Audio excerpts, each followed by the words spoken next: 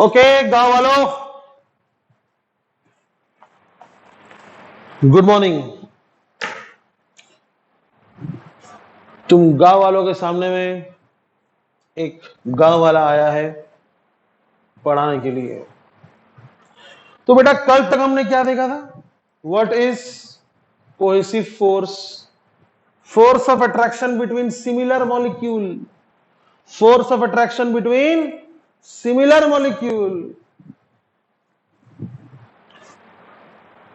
Cohesive तो हो गया, एडेसिव क्या है? Force of attraction between dissimilar molecule. Force of attraction between dissimilar molecule. समझे? अबे पेपर ऊपर फट जाता है तो गोंद लगाते हो ना, ग्लू लगाते हो ना, ग्लू।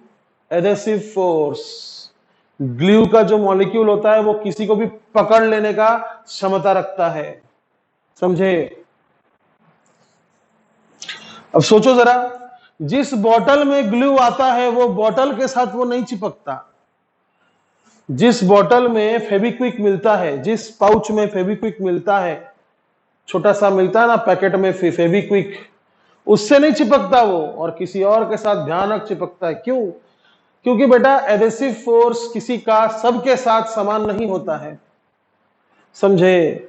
जैसे पानी जितना पसंद ग्लास को करता है उतना पसंद प्लास्टिक को नहीं करता। समझे? ग्लास को ज्यादा पसंद करता है पानी।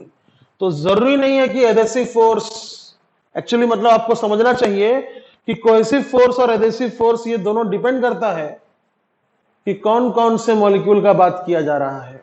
और क्या सीखा आपने कल? रेंज किसको बोलते हैं? जहां तक खींच सकता है कोई मॉलिक्यूल, कोई मॉलिक्यूल जहां तक खींच सकता है उसको बोल सकते हैं हम, ये मैं मॉलिक्यूल हूं, मैं आसपास के यहां तक मॉलिक्यूल्स को अपने तरफ खींच सकता हूं।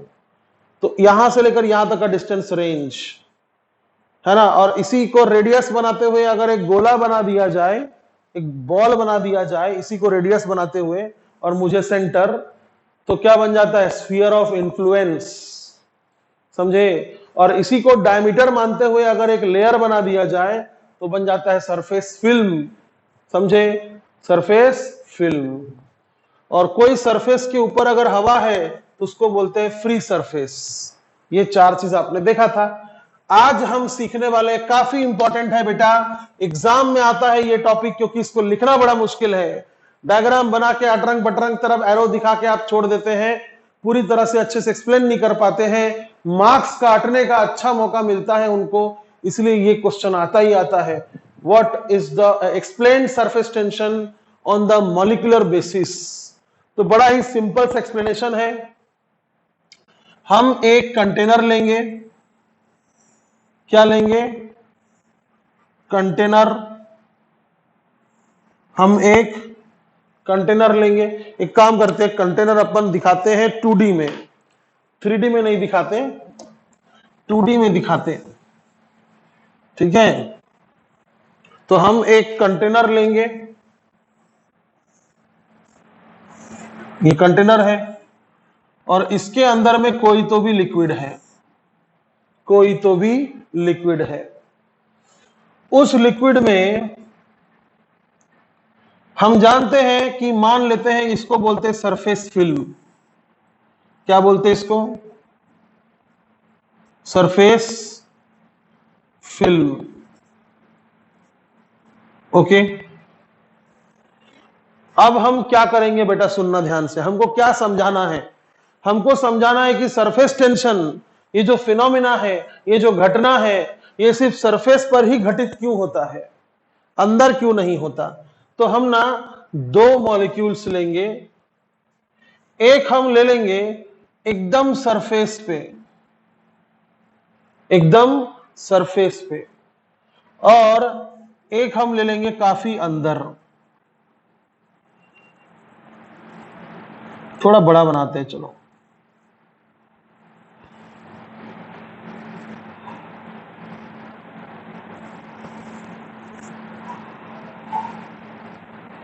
अरे पगला, फिल्म का थिकनेस, ये जो फिल्म है इसका थिकनेस क्या होता है? डायमीटर होता है ना। तो अपन रेडियस बनाना ना सिर्फ, ठीक है, अभी इसका नाम ए है। ठीक है, अब सुनो, और एक ले लेते हैं जो थोड़ा अंदर होगा, थोड़ा अंदर होगा, थोड़ा बाहर होगा।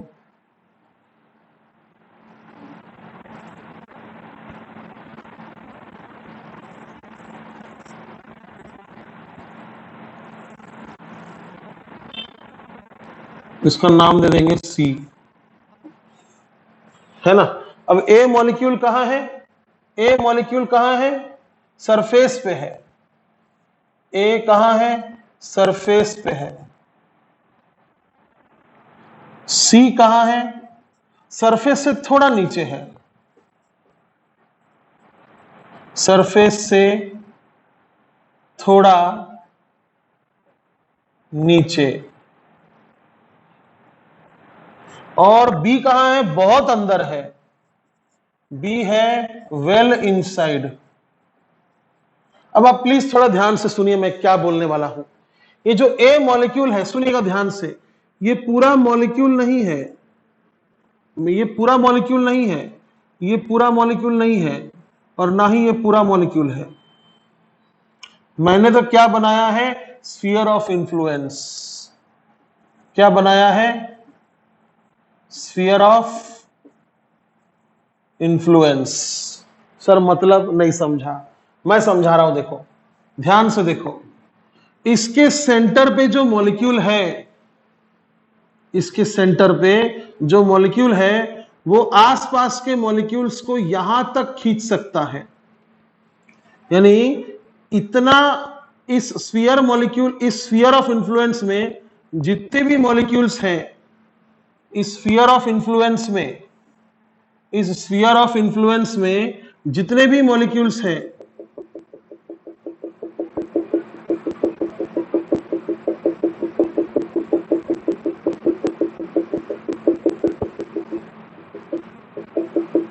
इस स्फीयर ऑफ इन्फ्लुएंस में जितने भी मॉलिक्यूल्स हैं, उन सभी को ये लाल वाला मॉलिक्यूल खींच सकता है अपने तरफ। समझे? अगर आप स्फीयर ऑफ इन्फ्लुएंस का मीनिंग समझते हैं तो आप इसका भी मीनिंग समझ रहे होंगे। समझे? तो सुनिएगा ध्यान से, मैं वापस से यहां ए लिखता हूं। तो समझ गए आप, ये जो मॉलिक्यूल ए है वो कहां है? सेंटर पे है। तो ये गोला क्या है? अगर मॉलिक्यूल ए सेंटर पे है तो ये गोला क्या है ना भाई? ए जो है मॉलिक्यूल, वो कहां तक आसपास के मॉलिक्यूल्स को खींच सकता है, उसका रेडियस बनाकर मैंने एक स्फीयर बना दिया है। हर जगह मैंने उतना ही बड़ा बनाया है। समझे? ठीक है, अब ए के बारे में एक कहानी सुनिए। ए के बारे में, ए का जो स्फीयर ऑफ इन्फ्लुएंस बना है, ए का जो स्फीयर ऑफ इन्फ्लुएंस बना है, उसमें देखिए ध्यान से, आधा लिक्विड है और बाकी आधा एयर है ना? ये एयर है ना, आधा क्या है? लिक्विड है। ये पूरा लिक्विड है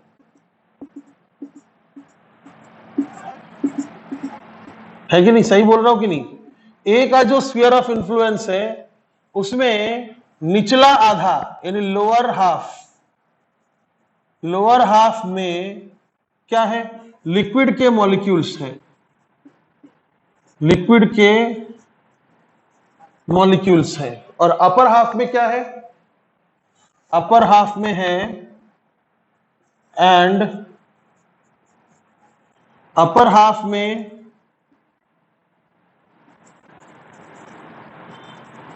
एयर के मॉलिक्यूल्स हैं।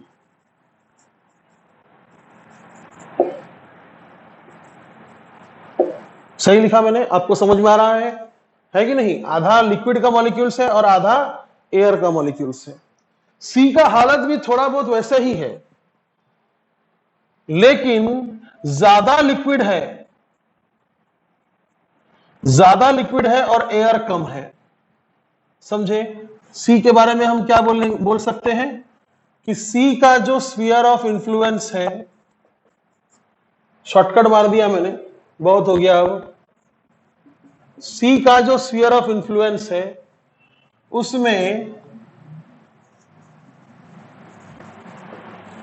उसमें काफी ज्यादा लिक्विड है, काफी ज्यादा लिक्विड के मॉलिक्यूल्स है,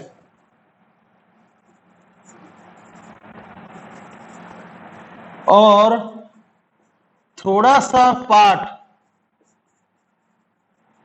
एयर के मॉलिक्यूल्स है।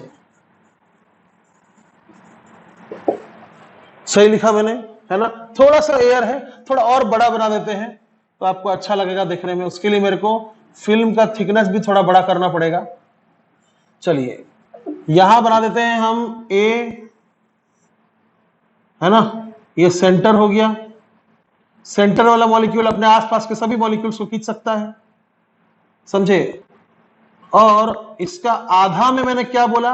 आधा में लिक्विड है और बाकी आधा में एयर है। ये छोटा सा क्या लिखा मैंने? एयर। तो अब मुझे फिल्म लेना पड़ेगा काफी चौड़ा। क्यों? क्योंकि फिल्म का थिकनेस तो डायमीटर के बराबर होता है और ये तो रेडियस है, तो कम से कम यहां तक मुझे फिल्म लेना पड़ेगा, रेडियस और एक रेडियस। ठीक है। फिर सी का कैसा किस्सा है? ऐसा, इसका सेंटर यहां पर है, ये सी है। सी में देखिए ज्यादा लिक्विड है, ज्यादा लिक्विड है और थोड़ा सा एयर है। इसके तरह आधा आधा नहीं है। और बी का अगर आप देखिएगा तो चारों तरफ लिक्विड ही लिक्विड है। यानी ये जो बी है, ये जो मॉलिक्यूल है बी, इसके चारों तरफ क्या है? लिक्विड के ही मॉलिक्यूल्स हैं। अब आई बात समझ में? हाँ सर, अब बात समझ में आ रही है। ठीक है। तो मैंने क्या लिखा बेटा? ए का जो स्फीयर ऑफ इन्फ्लुएंस है, कुछ बच्चे सोचते हैं, मैं आपका एक डाउट क्लियर करता हूं। कुछ बच्चे सोचते हैं कि सर ये liquid molecule in air molecules को तो उतना नहीं खींच रहा होगा जितना ये लिक्विड मॉलिक्यूल ये लिक्विड मॉलिक्यूल को खींच रहा होगा। सर क्या बोले?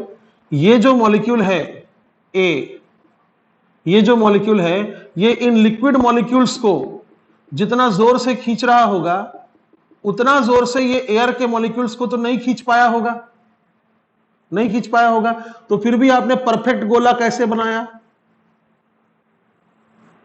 सोचते हैं ऐसा लोग। तो बेटा सुनो मेरा बात, परफेक्ट गोला मैंने इसको देख के बनाया। मतलब ये वाला मॉलिक्यूल अगर यहां तक के मॉलिक्यूल्स को खींच सकते हैं अपने तरफ, तो मैं सोच रहा हूं कि इतना रेडियस का अगर इस मॉलिक्यूल के लिए स्फीयर ऑफ इन्फ्लुएंस बना दिया जाए तो क्या होगा, ये मुझे बताना है।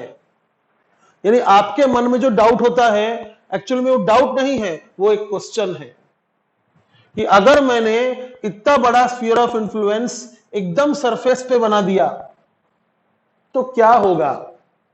अगर मैंने इतना बड़ा surface sphere of influence surface से थोड़ा नीचे वाला मॉलिक्यूल के लिए बना दिया, लेकिन फिल्म वाला ही, फिल्म वाला, ये मॉलिक्यूल फिल्म में है, ये मॉलिक्यूल भी फिल्म में है बट सरफेस पे है, फ्री सरफेस पे है।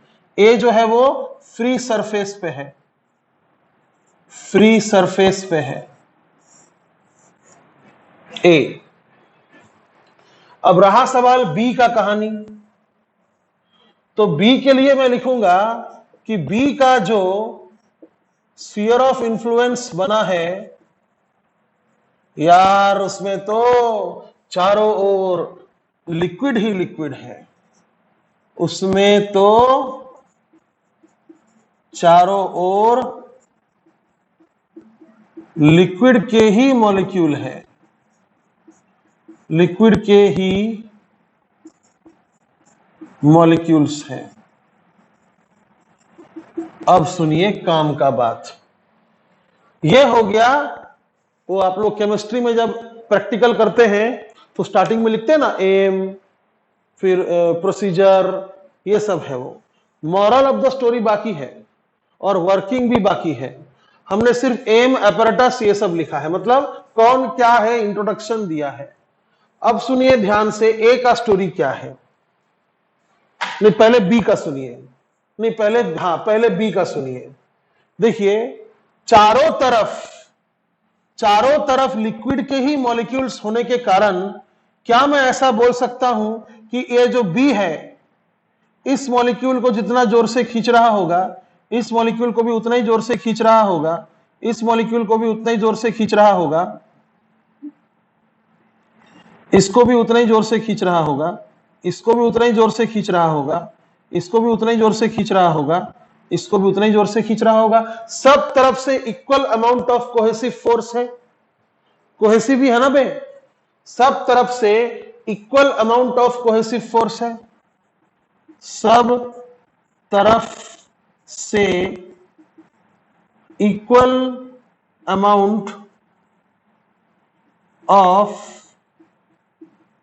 कोहेसिव फोर्स है। तो ये वाला मॉलिक्यूल पर नेट फोर्स कितना हुआ? 0 ना बे। अगर तुमको मैं इधर भी खींचू 10 न्यूटन से, उधर भी खींचू 10 न्यूटन से, सब तरफ से मैं तुमको 10 न्यूटन से खींच रहा हूं, तो तुम जहां थे वही रहोगे, बस तुम्हारे बॉडी के पुर्जे पुर्जे अलग हो जाएंगे। जिसके हाथ में जो आया उसकी किस्मत। मतलब समझ रहे हो तुम? देयरफॉर बी पर नेट फोर्स कितना है? 0। यानी B fully stable. B fully stable. B is stable, कहीं नहीं जाएगा वो। समझे? इक्विलिब्रियम भी बोल सकते हैं। अब रहा सवाल ए का। तो ए को देखो, जितना जोर से ये खींच रहा होगा, लेट्स पहले डायग्राम को थोड़ा साफ सुथरा बना दिया जाए। जितना जोर से इसको खींच रहा होगा, कौन? ये, उतना ही जोर से इसको खींच रहा होगा, उतना ही जोर से उसको खींच रहा होगा, उतना ही जोर से इसको खींच रहा होगा, उतना ही जोर से इसको खींच रहा होगा, उतना ही जोर से इसको खींच रहा होगा, उतना ही जोर से इसको खींच रहा होगा। लेकिन यहां पर तो ना के बराबर खिंचाव है, क्योंकि एयर का डेंसिटी तो बड़ा ही कम है। यानी स्फीयर ऑफ इन्फ्लुएंस जो इतना बड़ा बना है, यहां से जो मैंने कॉपी पेस्ट कर दिया, यहां पर तो ठीक है सब तरफ लिक्विड के मॉलिक्यूल है, लेकिन यहां पर तो लिक्विड के मॉलिक्यूल नहीं है। यहां पर जितना डेंसिटी है लिक्विड के मॉलिक्यूल्स का, यहां पर जितना डेंसिटी है लिक्विड के मॉलिक्यूल्स का काफी कम है उसके मुकाबले यहां पर एयर के मॉलिक्यूल्स का। तो यार ऊपर तरफ से तो कोई खिंचाव नहीं है। समझे? तो मैं बोलूंगा ऐसा कि लोअर हाफ में लिक्विड होने के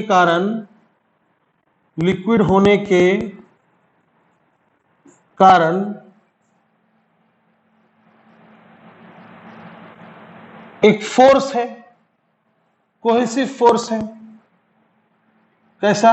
देखो, ये इसको इधर खींच रहा है, ये इसको अपने तरफ खींच रहा है, ये इसको अपने तरफ खींच रहा है, ये इसको अपने तरफ खींच रहा है, ये इसको अपने तरफ खींच रहा है, ये इसको अपने तरफ खींच रहा है, और ये भी इसको अपने तरफ खींच रहा है।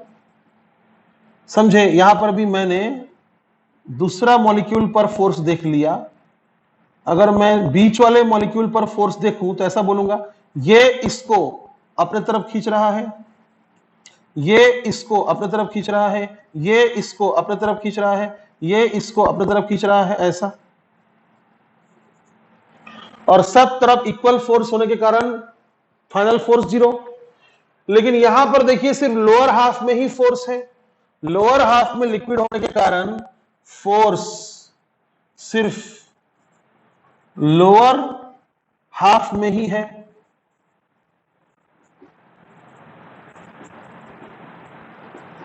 और रहा सवाल अपर का, तो यहां पर अगर कोई एयर का मॉलिक्यूल है तो वो तो लिक्विड को उतना जोर से नहीं खींचेगा। वैसे ही एयर के मॉलिक्यूल का तादाद कम है, एयर के मॉलिक्यूल का पॉपुलेशन कम है, और खिंचाव भी कम है, तो मैं बोल सकता हूं and upper half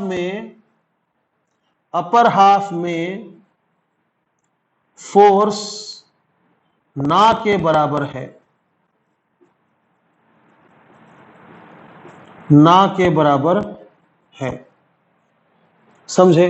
upper half में फोर्स ना के बराबर है, क्योंकि एक तो हवा और लिक्विड के बीच में फोर्स उतना ज्यादा होता भी नहीं है, और दूसरी बात हवा का पॉपुलेशन बड़ा कम है, हवा का नंबर ऑफ मॉलिक्यूल्स बहुत कम है एज कंपेयर टू लिक्विड का मॉलिक्यूल्स। समझे?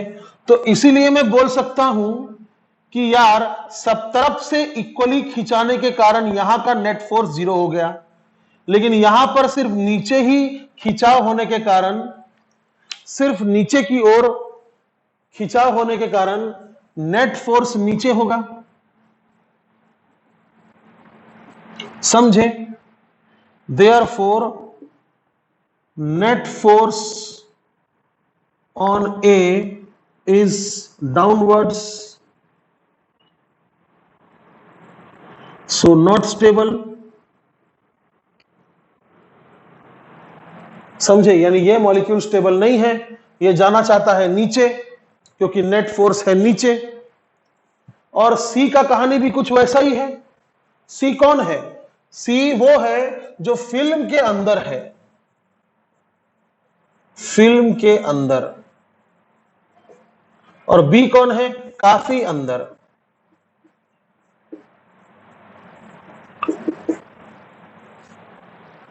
यानी फिल्म के नीचे और ये फिल्म के अंदर। अब यहां देखिए, यहां पर जो ये जो मॉलिक्यूल्स हैं, ये जो मॉलिक्यूल्स हैं लिक्विड के मॉलिक्यूल्स, ये इसको अपने तरफ खींचेंगे,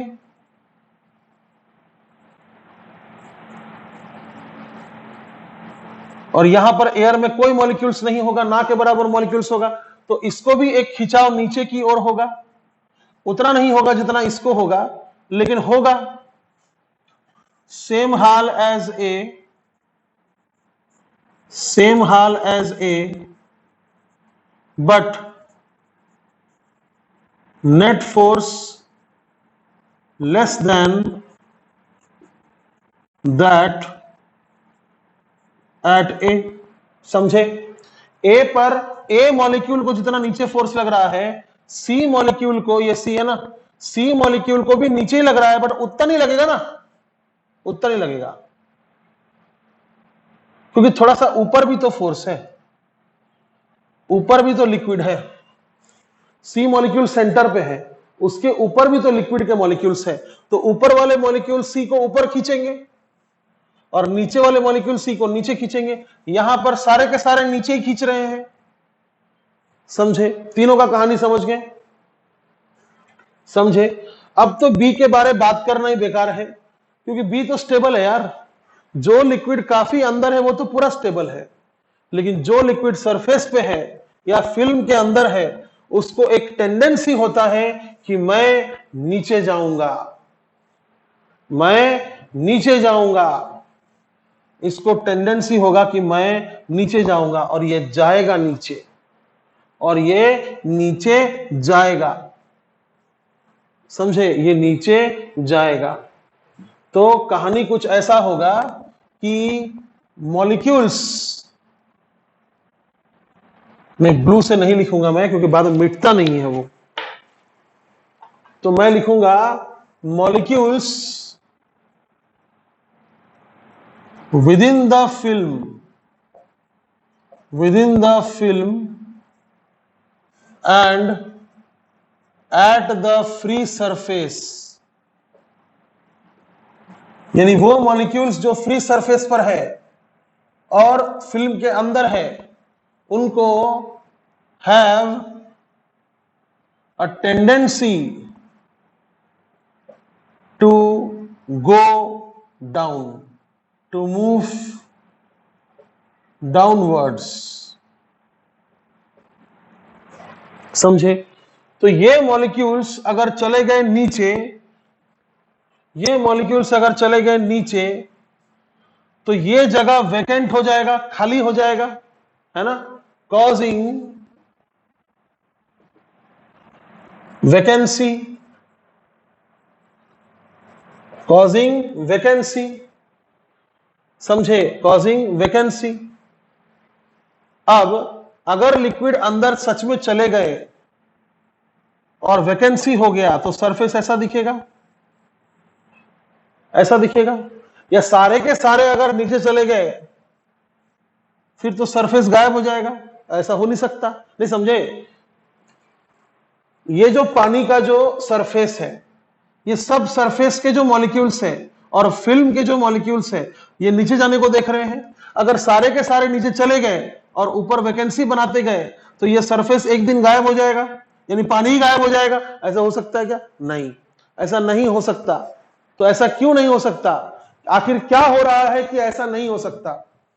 समझ रहे मेरा बात? मैं फिर से बता रहा हूं, सुनिए। ये जो मॉलिक्यूल है, आप इतना पक्का समझ गए होंगे कि इसको नीचे जाने का टेंडेंसी है, इसको भी नीचे जाने का टेंडेंसी है। तो सोचिए, सरफेस का मॉलिक्यूल्स अगर नीचे जाने लगे तो जहां भी जाएंगे वहां पर सरफेस रहेगा। ये मॉलिक्यूल्स अगर गए नीचे तो जहां भी जाएंगे वो सरफेस रहेगा। तो वहां के मॉलिक्यूल्स का भी तो वही कहानी होगा जो इनका है, तो वो और नीचे जाएंगे। ऐसे करते करते पानी खत्म हो जाएगा क्या? यानी पूरा का पानी यहां चिपक जाएगा? ऐसा तो नहीं हो सकता। तो बात कुछ और है। क्या हो रहा है पता है? जब यहां पर वैकेंसी हो जाती है तुरंत नीचे का मॉलिक्यूल्स ऊपर चले जाते हैं, तुरंत नीचे का मॉलिक्यूल्स ऊपर चले जाते हैं उस वैकेंसी को भरने के लिए, causing vacancy. Now the molecules inside, the molecules inside move up to fill those vacancy। समझे? जो अंदर के मॉलिक्यूल्स हैं वो अब ऊपर चले जाते हैं उस वैकेंसी को भरने के लिए। अब यहां लगाइए थोड़ा सा फिजिक्स। मैं जब इस बॉटल को ऊपर की ओर खींचता हूं तो मुझे काम करना पड़ता है, क्योंकि ग्रेविटी नीचे है और मैं ऊपर खींच रहा हूं, है ना। I have to do physical work, work done is equal to force into displacement वाला वर्क। तो जो मॉलिक्यूल्स ऊपर जाएंगे उनको ये जो नेट डाउनवर्ड फोर्स है इसके अगेंस्ट जाना पड़ेगा। जो मॉलिक्यूल्स ऊपर जाएंगे उनको ये नेट डाउनवर्ड फोर्स के अगेंस्ट जाना पड़ेगा, तो इनको काम करना पड़ेगा। तो ये सारे जो मॉलिक्यूल्स हैं जो ऊपर जाएंगे वैकेंसी को भरने के लिए, उनको काम करना पड़ेगा। समझे? Now the molecules inside move up to fill those vacancy. वो भी कैसा? Opposite to the net downward force, opposite to the net downward force and thus do work। और इसीलिए वो मॉलिक्यूल्स वर्क करते हैं। अंधेरा हो गया, लाइट चली गई। I think I should increase the light intensity of the mobile. देखते कहां तक हो सकता है।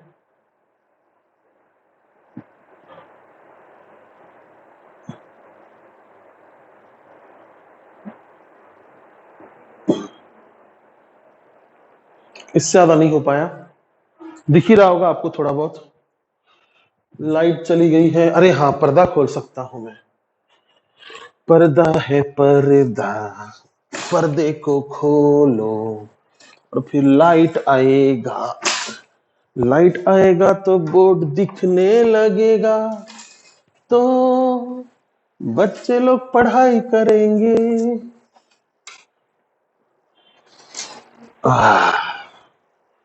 अभी थोड़ा ठीक होगा, देख लेते हैं। हाँ, अब थोड़ा इंटेंसिटी कम कर देना चाहिए वरना आपको लिखावट नजर नहीं आएगा। ये ठीक है, बढ़िया। चलो, तो समझ गए ऊपर के जो मॉलिक्यूल्स हैं वो ऊपर मजे में नहीं है, क्योंकि नीचे की ओर खिंचाव ज्यादा है। एक बार बी के बारे सोचिए, सब तरफ खिंचाव इक्वल होने के कारण सब तरफ लिक्विड ही लिक्विड है, सभी इक्वल अमाउंट से खींच रहे हैं, तो मैं कहीं नहीं जाऊंगा। लेकिन ए और सी का हालात अलग है, वहां पर नीचे खिंचाव ज्यादा है, ऊपर खिंचाव कम है। इसीलिए फिल्म वाले जितने भी मॉलिक्यूल्स हैं वो सब नीचे की ओर खिंचाव होने की वजह से नीचे मूव करने को देखते हैं, और इस वजह से यहां पर वैकेंसी क्रिएट हो जाता है सरफेस पे। वैकेंसी कहां क्रिएट होता है? सरफेस पे। वैकेंसी क्रिएट होता है एट द फ्री सरफेस। तो वहां पर वैकेंसी जो क्रिएट हो गया, उस वैकेंसी को भरने के लिए जो नीचे के मॉलिक्यूल्स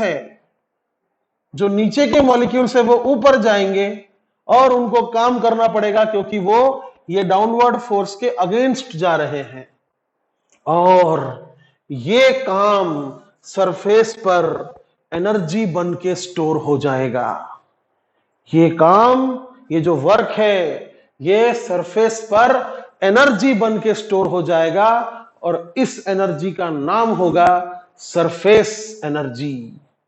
और ये जितना ज्यादा स्टोर होगा एनर्जी, जितना ज्यादा स्टोर होगा उतना ज्यादा इसका मतलब निकलेगा कि उतना ज्यादा वो अनस्टेबल है।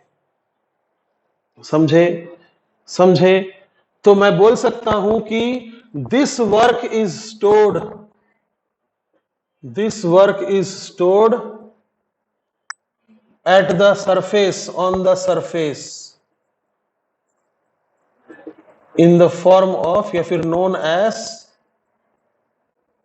as surface energy। तो अगर आपको कोई एक सवाल पूछता है कि ग्रेविटी अगर नहीं होता, सुनिए ध्यान से, अगर ग्रेविटी नहीं होता तो लिक्विड के बूंदे गोल होते, एकदम गोल होते। सुनिएगा ध्यान से, अगर ग्रेविटी नहीं होता तो लिक्विड के बूंदे एकदम गोल होते। क्यों? क्योंकि दुनिया में जितने भी शेप्स हैं, जैसे क्यूब हो गया, क्यूबॉइड हो गया, स्फीयर हो गया, सिलेंडर हो गया, कोन हो गया, ट्रेपेजॉइड हो गया, जितना भी शेप है इस दुनिया में, अगर हम सभी का वॉल्यूम इक्वल लेते हैं, यानी मान लीजिए हमने 5 लीटर का सिलिंड्रिकल टैंक लिया, हमने 5 लीटर का क्यूबिकल टैंक लिया, हमने 5 लीटर का क्यूबॉइडल टैंक लिया, अलग अलग शेप का हमने सेम वॉल्यूम लिया, तो सबसे कम एरिया स्फीयर का होगा। समझे? सबसे कम एरिया स्फीयर का होगा। मतलब among all the shapes of equal volume, the surface area is minimum of sphere। समझे? और जितना कम एरिया होगा उतना कम सरफेस एनर्जी होगा, और जितना कम सरफेस एनर्जी होगा उतना स्टेबल होगा वो। तो ये जो एनर्जी उसने भर लिया सरफेस पर, ये अच्छी बात नहीं है, ये उनके लिए अच्छी बात नहीं है। हमारे लिए अच्छी होगी बुरी होगी वो हम नहीं जानते, बट इन लिक्विड मॉलिक्यूल्स के लिए अच्छी बात नहीं है। इसलिए हमेशा चाहते हैं कि मैं कम से कम अपना फ्री एरिया रखूं, कम से कम अपना फ्री सरफेस एरिया रखूं, कम से कम। ग्रेविटी अगर नहीं होता ना, अगर ग्रेविटी नहीं होता तो ये सरफेस भी गोल हो जाता, क्योंकि गोलाई का ही सबसे कम सरफेस एरिया होता है। तो समझे? एक छोटा सा क्विक सा रिवीजन हो जाए कि हमने आज क्या पढ़ा। देखो, हमको पढ़ना था कि, मेरा बात पहले समझो आप, जैसे आप मान लीजिए कभी बर्तन धोते वक्त, वाइल वॉशिंग डिश वॉशिंग, जब आप बर्तन कभी भी धोए होंगे अगर, तो 2 प्लेट्स जब आपस में चिपक जाते हैं, जब उनको अलग किया जाता है तो नाखून उखड़ जाएगा ऐसा लगता है। क्यों? Surface tension. 2 प्लेट्स के बीच में जो पानी आ गया है, it is working like glue, it is working like glue. तो सरफेस टेंशन है ये। तो आखिर सरफेस टेंशन सरफेस पर ही क्यों होता है, अंदर क्यों नहीं होता? समझे? जैसे मान लीजिए कैसे एग्जांपल दूं मैं आपको, देखिए ये मान लीजिए एक प्लेट है, मेटल का प्लेट है, और ये रूम में मान लीजिए यहां तक पानी है, ये रूम में मान लीजिए यहां तक पानी है, तो इसको सरफेस से उठाना मुश्किल है। इसको अगर ये सरफेस पे चिपक गया है तो सरफेस से उठाना मुश्किल है। अगर आप गौर से स्लो मोशन में देखिएगा, not possible, you will have to imagine, अगर आप गौर से स्लो मोशन में देखिएगा तो जब आप इसको पानी के सरफेस से ऊपर उठाइएगा तो ऐसा लगेगा कि पानी भी साथ आना चाहता है, मुझे छोड़ के ना जा, ना जा, कहीं ना जा। समझे? जब ये ऊपर आता है तो पानी भी इसके साथ आने लगता है। लेकिन यही हरकत तब नहीं होता जब मैं इस प्लेट को पानी के अंदर मूव करता हूं। पानी के अंदर सरफेस टेंशन जैसा फिनोमिनन नहीं होता है। सरफेस पर ही क्यों होता है उसको समझाने का एक छोटा सा मुश्किल सा प्रयास है। समझे? और कुछ नहीं। तो हमने 3 मॉलिक्यूल लिया। सी का कुछ खास काम नहीं है, आपने देखा है ना। सी का डायग्राम इसलिए बनाया गया है ताकि आपको यह एहसास हो कि जो हालत एकदम ऊपर वाला सरफेस का मॉलिक्यूल्स का होता है वही हालत पूरे फिल्म के अंदर के मॉलिक्यूल्स का होता है। यानी आप ऐसा बोल सकते हैं कि इस फिल्म में जितने भी मॉलिक्यूल्स हैं, इस फिल्म में जितने भी मॉलिक्यूल्स हैं वो सभी के सभी नीचे जाने को देखते हैं, लेकिन जो एकदम अंदर है वो वही रहता है, वो कहीं नहीं जाता है, क्योंकि सब तरफ लिक्विड होने के कारण स्फीयर ऑफ इन्फ्लुएंस, ये जो टर्म्स हैं, रेंज, स्फीयर ऑफ इन्फ्लुएंस, फिर फ्री सरफेस, फिर सरफेस फिल्म, आखिर इनको समझना क्यों जरूरी है ताकि आप इनके बारे अच्छे से इमेजिन कर सको। तो इस स्फीयर ऑफ इन्फ्लुएंस में जितने भी मॉलिक्यूल्स होंगे वो सब ये सेंटर वाला मॉलिक्यूल को इक्वल फोर्स से चारों तरफ खींचेगा। इस वजह से ये सेंटर वाले मॉलिक्यूल पर नेट फोर्स 0 होगा, जिस वजह से ये कहीं नहीं जाएगा, यही रहेगा जहां है वो। लेकिन यही इतना बड़ा स्फीयर अगर मैंने यहां बना दिया या फिल्म के अंदर कहीं भी बना दिया तो इस मॉलिक्यूल को जो यहां पर जो सेंटर में है, इस मॉलिक्यूल को लिक्विड वाले मॉलिक्यूल जितना नीचे खींचेंगे, एयर वाले मॉलिक्यूल्स उसको बिल्कुल भी ऊपर खींच नहीं पाएंगे। इस वजह से हम ऐसा बोल सकते हैं कि ऊपर की तरफ फोर्स नेग्लिजिबल है और नीचे की तरफ फोर्स पूरा होने के कारण जो नेट फोर्स होगा वो नीचे होगा, इसको भी और इसको भी। यहां ऊपर का फोर्स नेग्लिजिबल नहीं है, बट फिर भी नीचे का फोर्स ऊपर के फोर्स से ज्यादा है, इसलिए यहां भी नेट फोर्स नीचे है, यहां भी नेट फोर्स नीचे है। तो सरफेस के जो मॉलिक्यूल्स हैं उनको नीचे की ओर एक खिंचाव होता है ड्यू टू कोहेसिव फोर्स, नीचे की ओर एक खिंचाव होता है। इस खिंचाव के कारण सरफेस के मॉलिक्यूल्स नीचे जाने को देखते हैं और उसी दौरान वहां वैकेंसी ना क्रिएट हो जाए तो नीचे के मॉलिक्यूल्स ऊपर आने को देखते हैं।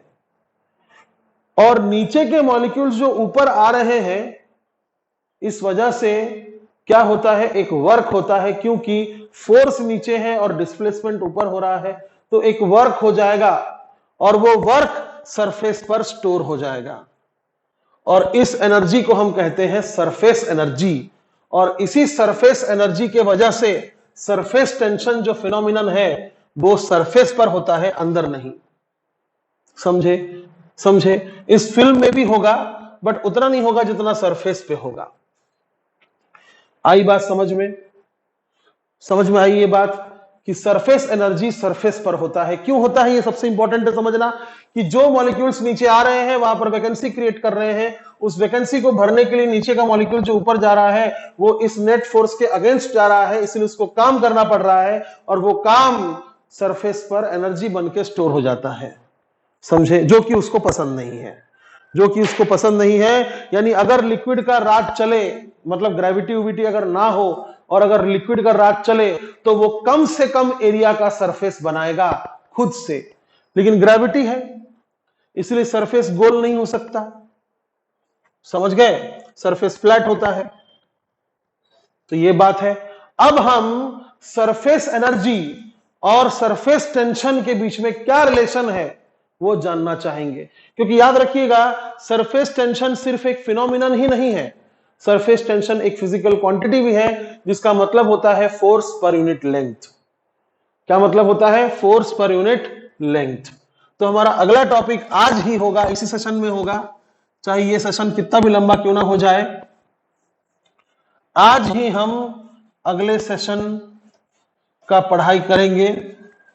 आज ही, अभी ही हम पढ़ेंगे कि what is the relation between surface tension and surface energy.